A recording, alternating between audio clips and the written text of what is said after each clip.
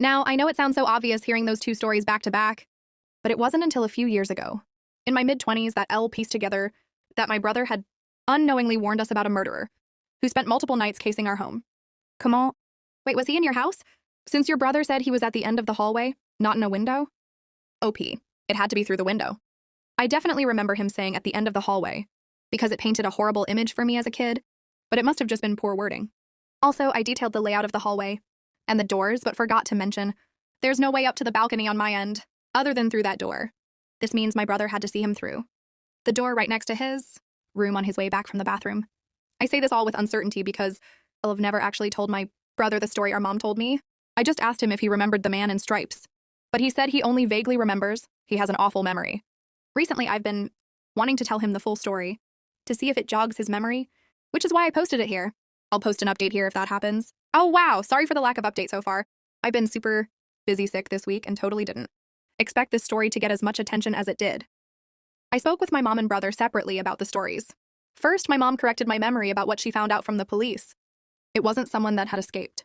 Rather, the description fit a suspect in an ongoing murder investigation. I'm honestly not sure if that makes it better or worse. Also, my brother already knew about my mom's story. He still can't remember much about how he saw the person, but it sounds like it scared him as much as the story did for me when we were kids. He said he's probably suppressing the memory, and I can't tell if he's joking about that or not. My brother did remind me of a piece of the story I didn't know was related. For the week after my mom called the cops, our older cousin brought a shotgun and stayed with us until our dad returned. Of course, at the time, I didn't know why he was staying with us. I mentioned this to my mom, and she told me a detail I didn't know. Our cousin, who was sleeping in my brother's room, set up a makeshift alarm system with some string and bells on the door in case anyone came around again. A string, some bells, and a shotgun. Affordable home security in the 90s, galler's guess. The funny part about my cousin's makeshift alarm story is that it led to my mom revealing another detail in my life I never knew about. For as long as I can remember, that door, which was replaced several years ago, had a rope loop of Christmas bells around the knob. The sound of those bells is burned into my memory because they would jingle anytime someone opened the door, and my mom would always check that door before going to bed.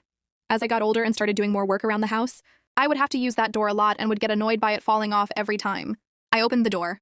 I remember getting frustrated and throwing it in a closet once or twice, but my mom got upset and made me put it back. She said our cousin's alarm system gave her the idea to leave those Christmas bells on the door year-round. Anyways, we never got more information about the investigation, but we also never had any incidents like that again. So that was good enough for us. Sorry if that's not as much detail as you were hoping for, but hopefully that gives you enough of a picture.